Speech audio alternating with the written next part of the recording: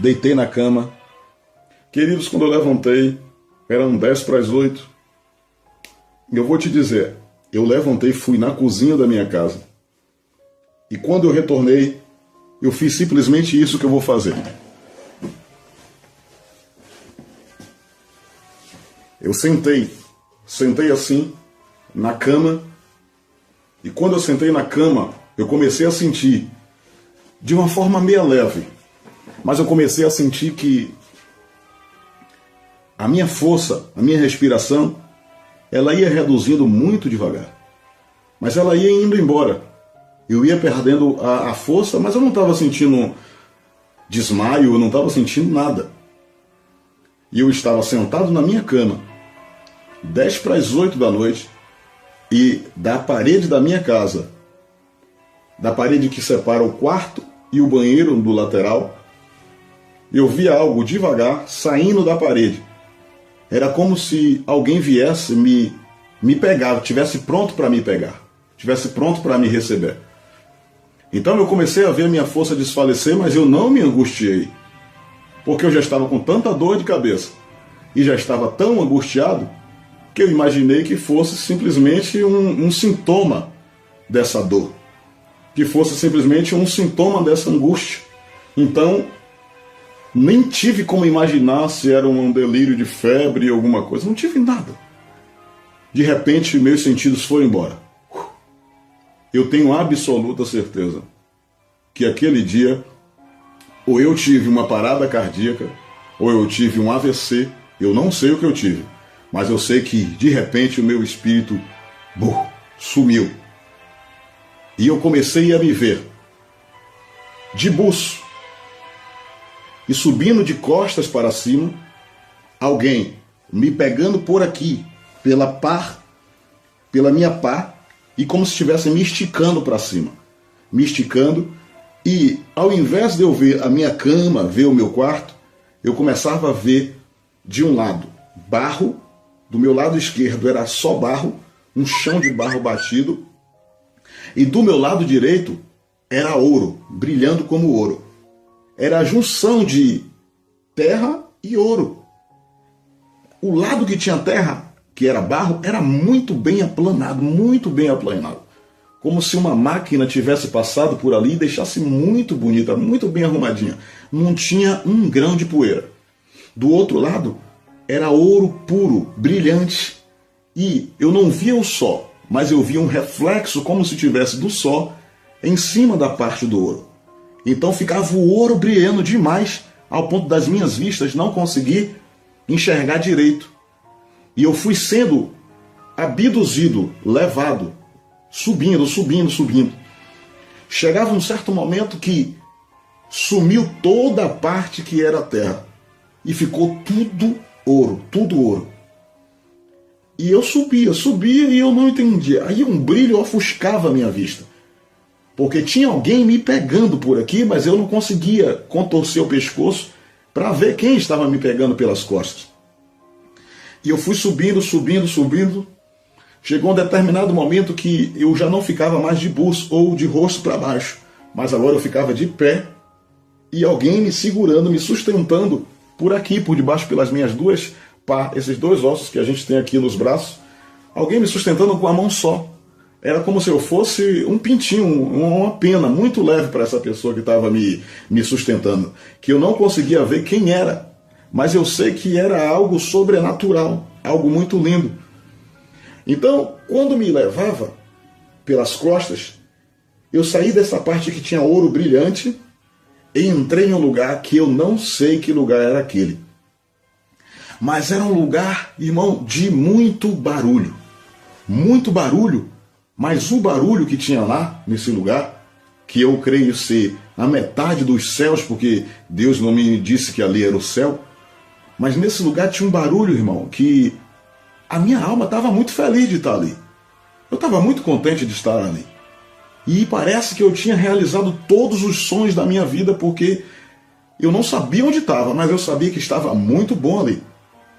E de repente, esse ser que me segurava, ele começou a me levar como se eu fosse uma pomba, me levando, me guiando. por uma cidade enorme, enorme, onde tinha muito brilho, cor de sol, como que o sol estava ali, eu não via o sol, mas eu via a iluminação muito forte. E nessa iluminação, irmão, eu via coros, e alguém cantava. E nesse coro que alguém cantava, eu começava a ver pessoas. E eu via as pessoas primeiro pelos pés dela. E os pés dessas pessoas estavam todos descalços. Eu via pessoas que eu congreguei quando eu era criança, em Alto de Cotos. Eu via irmãos que já partiram para a glória. Eu via pessoas ir cantando com uma caderneta na mão, um caderno na mão, como o grupo das senhoras antigamente cantava. E o coro que eles cantavam era um coro muito difícil de gravar, mas eu só lembrava do coro.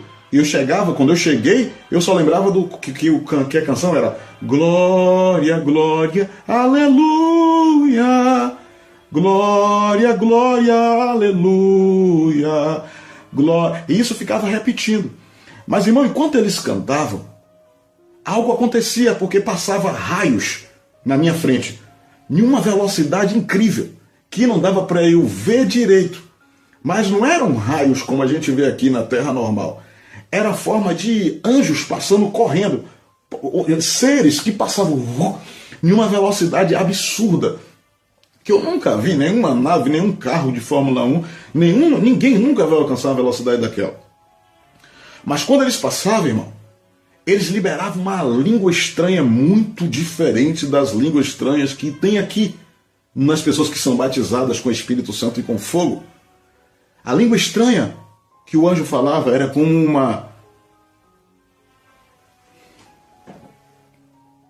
era como se fosse uma vitamina para mim. Quando ele passava, eu ouvia em um fundo os irmãos louvando, e os anjos passavam na frente com uma velocidade tão grande, e eles largavam como se eles estivessem passando só para me dar alguma coisa. Passava e falava algo, passava e falava algo. E o mais interessante, eu não falava com a minha boca. Eu estava lá, mas a minha boca não funcionava.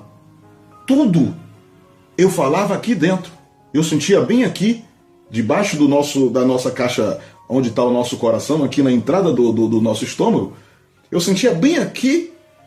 Quando eles passavam, era como se eles estivessem dizendo assim, eu não sei, mas era como se eles estivessem me rebocando uma parede, jogando uma massa na parede, porque quando eles passavam eu tinha um impacto muito forte. Eles passavam, eu sentia bum. Eles passavam e largavam a língua estranha, eu sentia bum. E eu confirmava falando em língua estranha, mas não com minha boca. Eu falava aqui dentro. Eu nunca vi uma coisa dessa. E eu dizia assim, aqui dentro, eu dizia assim, meu Deus, que língua estranha linda. Mas que unção esses anjos têm?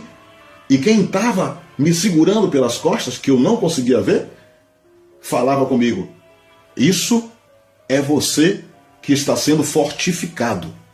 Isto é eu que estou recheando o seu espírito, eu estou fortalecendo o seu espírito. E eu queria fazer assim com a cabeça para ver a pessoa. E eu não conseguia fazer nem 2 graus, nem para a esquerda, nem para a direita. Os meus olhos estavam limitados a virar. Nós aqui na Terra, né, nós viramos assim, ou então vemos o fundo lá. Lá não conseguia ver. Quando eu ia tentar ver, tinha um pano, um tecido branco que ficava aqui, parecendo que a mão dele estava aqui, e o tecido branco atrapalhava de eu ver. E eu muito curioso, querendo ver, mas eu só via um pano, um certo pano. E na hora que eu virava para ver cá, o pano passava para o lado de cá. Então se eu virasse o rosto, independente do lado que eu virasse, esse pano estava tapando a minha visão. E eu saí dali e ele começou a me subir mais.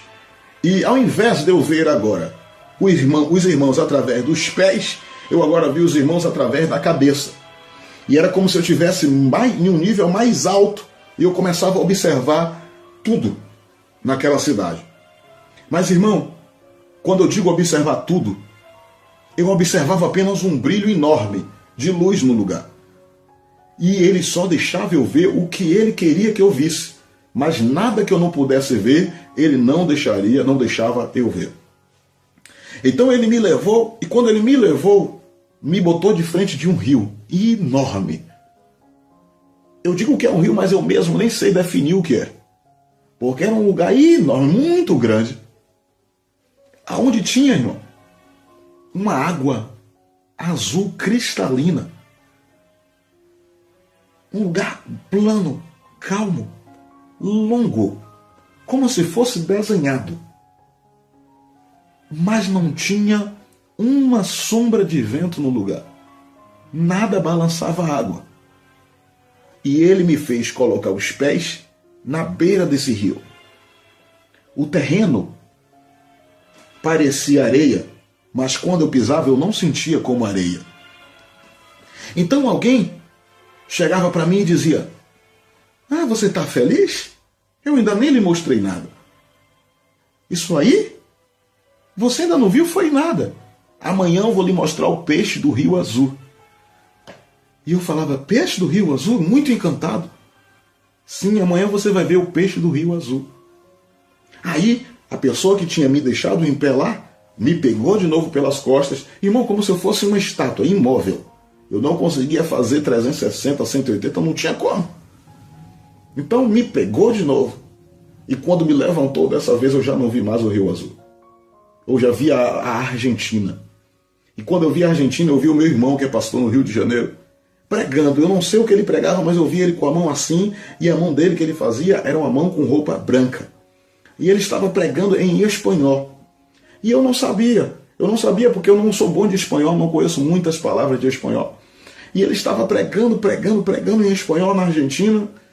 E eu não sei realmente qual era o sentido de Deus me mostrar, me tirar daquele lugar e me dar a visão lá nesse país. O meu irmão foi para a Argentina, passou 3 meses lá.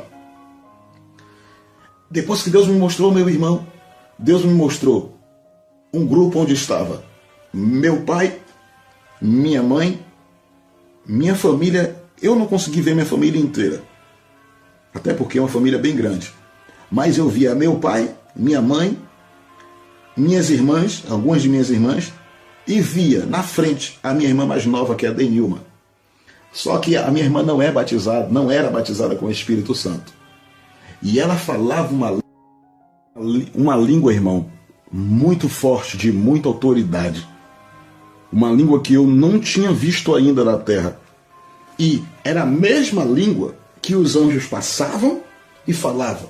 Passavam e falavam. Porque no céu, irmão, eu até quero abrir uma aspas aqui para dizer para os irmãos que imaginam que o céu é sem barulho, que é muito educado. Se você não se preparar aqui na terra, você não vai poder ir para o céu não, porque é um barulho, irmão, que só quem é espiritual para sentir, para gostar. Eu estava lá e cada grito, cada júbilo, eu só não ouvia aquele júbilo de santo, santo, mas eu ouvia júbilos de glória, de louvor, de adoração. Irmão, o céu é uma adoração intensa, imparável. E esses anjos passavam, e quando eles passavam por cima do grupo que estava louvando. E a minha irmã tomava a frente assim e dava uma palavra de autoridade. Era como se ela estivesse dizendo: vai em frente. Eu não sabia o que ela falava, mas era como se ela estivesse dizendo: vai em frente, continue, continue, continue. Os olhos dela brilhavam com uma firmeza, uma segurança que passava para mim. Eu dizia: meu Deus, que coisa linda. Então esse homem me pegou de novo pelas costas e passou por cima de tudo.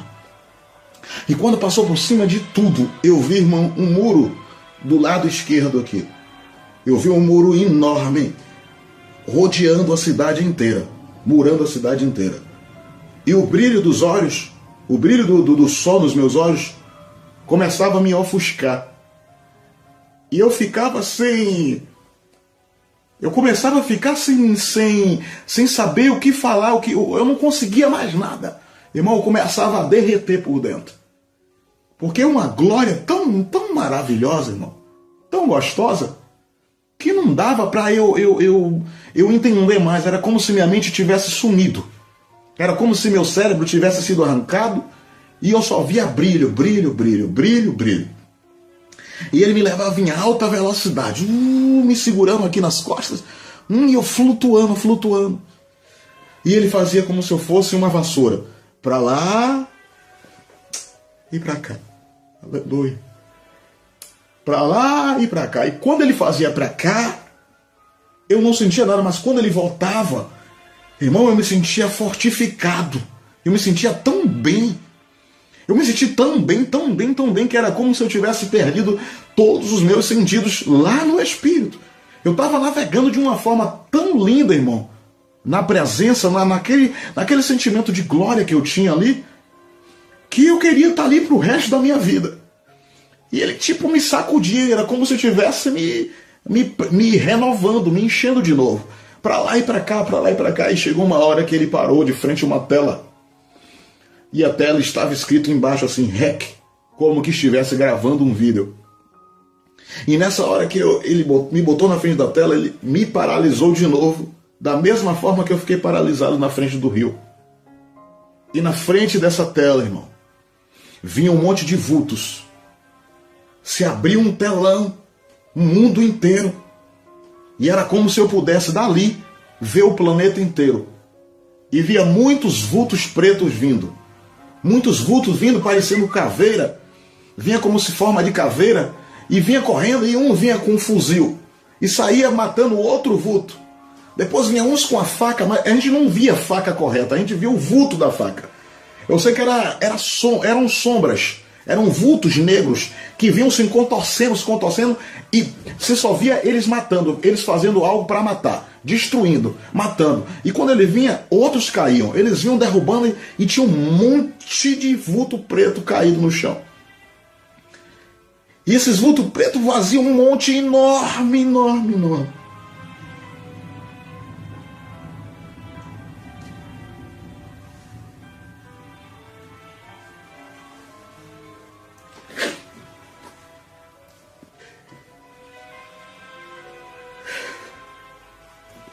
E eles não paravam de matar.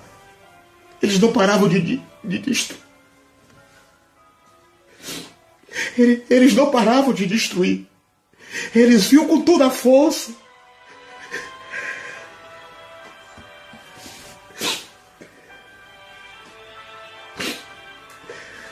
Eles não paravam. E eles não se conformavam enquanto eles não matavam. E batiam, até aquele que estava parar de se balançar. E quando parava de se balançar, eles iam e vinha mais. Irmão, em alta velocidade. Era como se você visse todas as pessoas que estavam morrendo naquele momento. No mundo inteiro. Todos os vultos, todas as almas que estavam morrendo. E eu pensei comigo, por dentro de mim, será que ali é o inferno? E aquela voz falou aqui para mim, não, aqui não é o inferno, isso não é o inferno. E de repente, irmão, ele me permitiu, ele levantou um pouco o lenço, a aba do seu vestido. Ele me permitiu ver. E tinha uma cadeira, irmão, uma cadeira do lado esquerdo, aonde a tela estava aqui na minha frente. E ele me permitiu virar algum pouquinho para o lado esquerdo. E do lado esquerdo tinha alguém sentado na cadeira. E eu não conseguia saber, eu não sei quem é que estava sentado na cadeira. Mas eu via.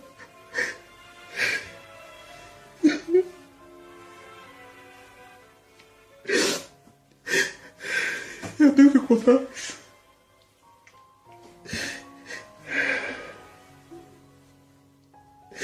Jesus me ajuda.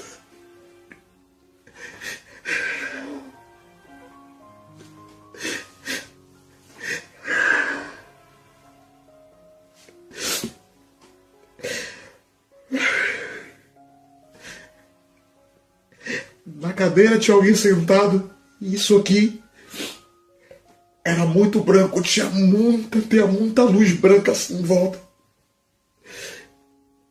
E a mão dele estava sobre o rosto assim. E ele virava em direção à tela. E quando ele olhava para a tela, ele chorava. Ele olhava em direção à tela. E era como se ele estivesse dizendo a mim: eu estou chorando por causa dessas pessoas que estão morrendo. Era como se ele estivesse dizendo para mim: faça alguma coisa. Irmãos, ele estava me dizendo que aquilo não estava agradando ele, que eu tinha que fazer algo, que eu tinha que fazer alguma coisa para mudar a história. E ele começava a chorar. Mas o choro dele, irmão, ele fazia... Era um choro comprimido, irmão. Era um choro retraído. E a tela saiu da minha frente. Como se alguém tivesse tirado da minha frente com ira. Como se eu estivesse fazendo tudo errado. Como que eu fui levado ali?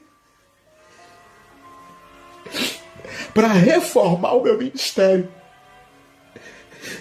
Para me ensinar que o objetivo do chamado de Deus era resgatar vidas, almas.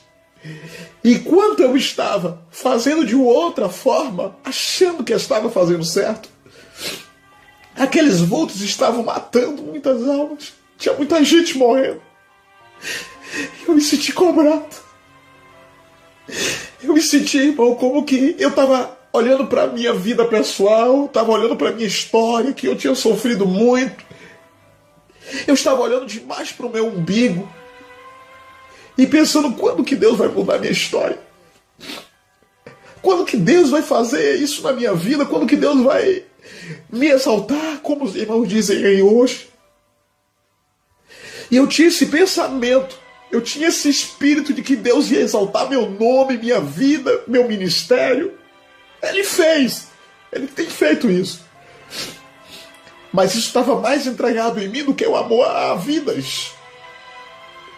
E na hora que aquela tela saiu da minha frente com velocidade, eu voltava a ver o brilho no rosto, o brilho do sol no meu rosto, mas eu ouvia que ele continuava chorando. E esse choro, irmão, ele eu ouço até hoje. De repente, eu olhando para aquela cena dessa pessoa chorando, sentada na cadeira, eu estou vendo como se eu estivesse na galáxia, voando, como você vê ali nas reportagens que a NASA envia e tal. Mas eu vinha descendo por muita bola de fogo subindo, muita bola de fogo. E eu pensava que dentro de mim, isso deve ser a oração dos irmãos que está subindo, a oração dos crentes. E aquela que estava me trazendo, me levando, me disse assim, falou comigo aqui. Disse, não, isso aí são almas que, através do choro daquele que está ali sentado no trono,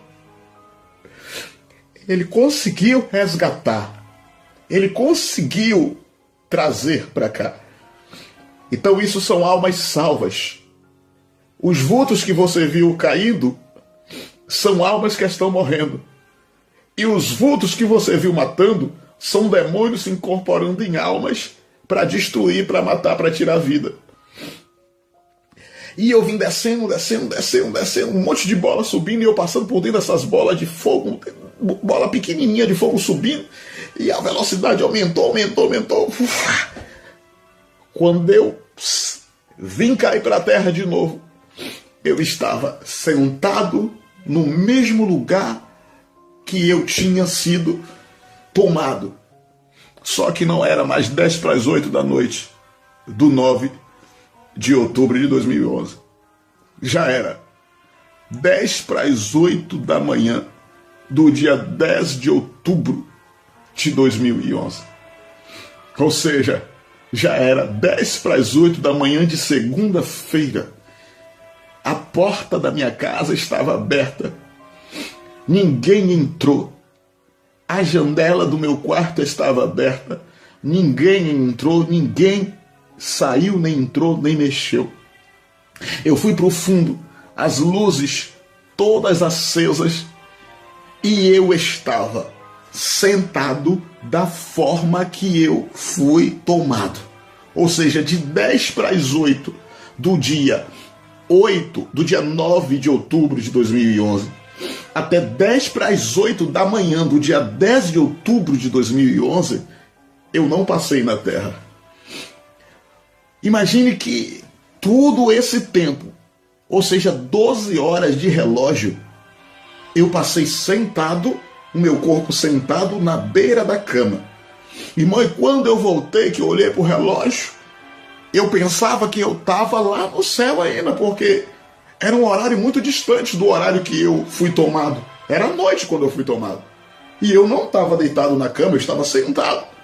Então eu saí disparado pela rua.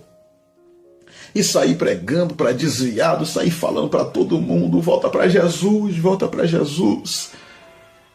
E um irmão disse, não, irmão, você foi arrebatado, isso é normal, já aconteceu já com muitas pessoas. Calma, calma, você foi... Eu estava muito nervoso, eu queria ganhar todo mundo para Jesus, eu queria pregar e para todas as almas aceitar Jesus naquele momento. Irmão, o sentimento que eu voltei para a terra, eu não sou mais a mesma pessoa. No dia 9 de outubro de 2011, o pastor Sérgio Júnior foi transformado em uma nova pessoa. Eu tenho certeza que o dia 9 de outubro de 2011 foi o dia em que estava marcado para eu morrer. Mas Deus aproveitou a experiência e me levou para que eu entendesse o que é ministério verdadeiro e qual é o desejo dele de verdade para a igreja. E nesses dias, irmãos, eu tenho visto uma deturpação do evangelho, uma deturpação dos pastores, cada um buscando para si, todos querendo de alguma forma ganhar, sair bem na história, e esquecendo que o objetivo nosso, irmão, são almas para Jesus, são almas para o reino de Deus. Irmãos, eu estou aqui contando para você o que aconteceu comigo, porque eu não sei o que vai acontecer, até quando o Senhor vai me permitir estar na terra. Mas de 2011 até a data de hoje, hoje são 14 de novembro de 2014. Fiz 3 anos, no dia 9 de outubro fizeram 3 anos. E o Senhor tinha me dito, é o ano do Pai, o ano do Filho e do Espírito Santo. Você vai esperar 3 anos e depois você vai contar esse testemunho. E eu estou aqui para contar para você, que tem ministério, que tem chamada, que não entende o porquê, que está passando por lutas, por provações.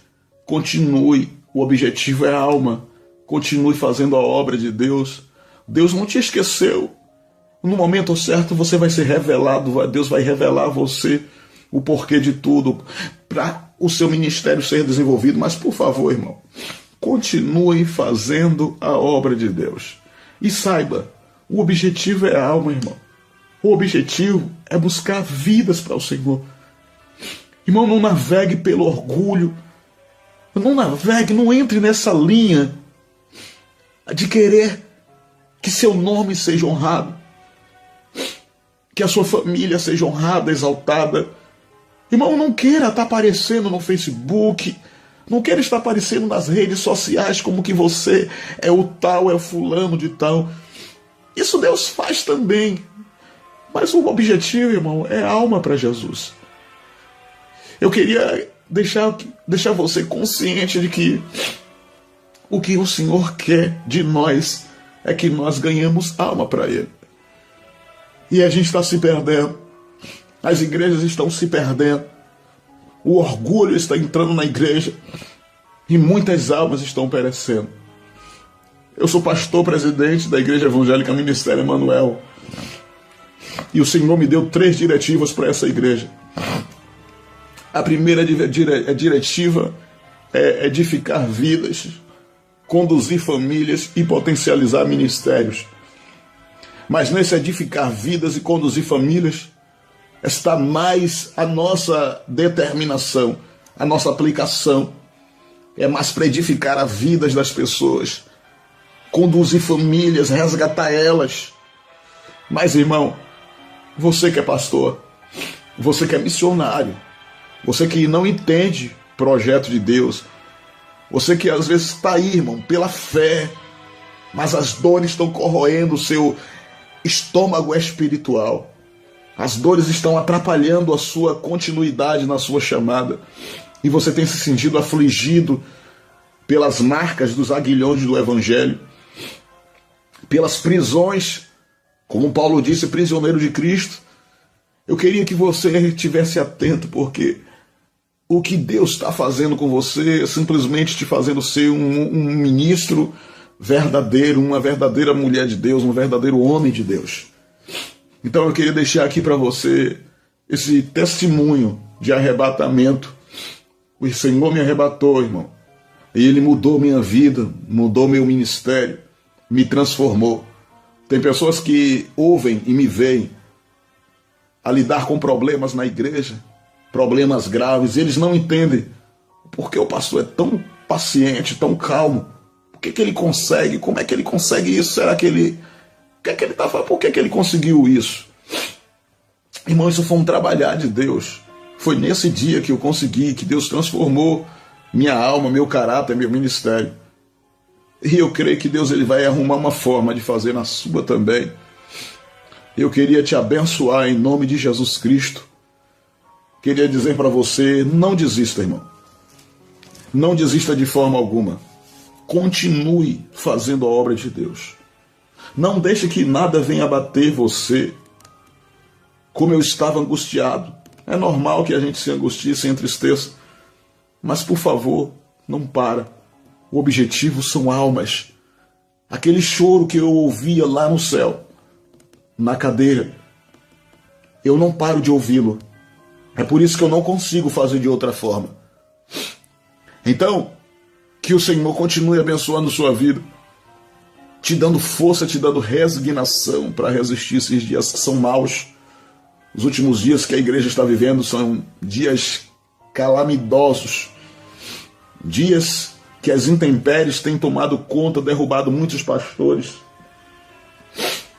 dias onde a apostasia se aumenta a cada dia, mas também são dias em que o Senhor preparou para resgatar almas, e Ele vai usar você, Ele vai usar a sua família. É você que Ele está procurando, mas Ele quer de você uma renúncia. Deixa Ele trabalhar na sua vida. Deus abençoe você. Vamos orar. Potentíssimo, eterno e poderoso Deus, eis aí, Senhor, os teus filhos, eis aí, Senhor, o teu povo. Meu Deus, em nome do teu Filho Jesus Cristo, eu quero te agradecer, Senhor, por ter me concedido esse espaço, para que eu pudesse, Senhor, contar a minha história. Meu Deus, em nome de Jesus, eu te agradeço por tudo. Meu Deus, instrua este moço, instrua essa moça, essa jovem, esta senhora, que faz a tua obra, Senhor, e talvez esteja angustiada, talvez esteja, Senhor, com o coração dolorido, sem entender, Senhor, o porquê de tanto sofrimento, de tanta amargura. Meu Deus, em nome do teu Filho Jesus Cristo, Senhor, abençoa, Senhor, instrua, esclareça, meu Pai. A tua palavra nos diz, Senhor, que tu esclarecerá. Então, Senhor, eu te peço, esclareça teu filho, a tua filha. Abençoa ele, meu Deus. Em o nome do teu Filho Jesus Cristo. Amém.